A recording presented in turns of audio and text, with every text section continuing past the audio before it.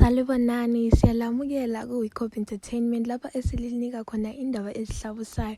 So lapho sithola ukuthi Baloyi and Gininda finally confessed the truth lapho iqiniso elaselivela khona. So umbuso uzama ukuchaza ukwethulwa sokuphuzile okwezithombe ngokuthi azikahlonzwa. Lapho Brigadier Gininda efakaza oqala bathi lezi izithombe zatholakala kuphela ngemuva kokuthi zihlolwe amafayela angu-5,467 ngesikhathi sokuphumula eside sasinikezwe ukuvikela ukuze kulungiselelwe imibuzo ephambanayo. Lokhu kusikelela ukuthi ubufakazi babungatholakali kalula noma babungabonakali ngesikhathi uGininda efakaza okokuqala. Kodwa-ke ukuvikela kuphikisana ngokuqondileyo lokhu kugomela ngokuthi umbuso wawungenandaba futhi ungenandaba ekulungiseleleni kwawo.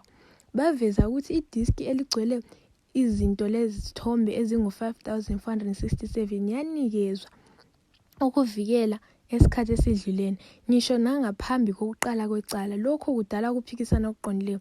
Uma izithombe zisediskini eyayinikezwe ukuvikela zazitholakala kumbuso esikhathini eside sidlule, ukugomela kombuso kokuthi zatholakala ngemuva kobufakazi bukaGininda kusikelela ukungabi nandaba ekubuyezweni bobufakazi bawo, okuthinta ngqo ukuthembeka kukaGininda njengobufakazi okwakufanele ngabe kulungiselelwe ngokugcweleyo njalo lo yethula ulwazi lonke ayelwazi olufanele kwakusukela ngaphi ekuqaliseni.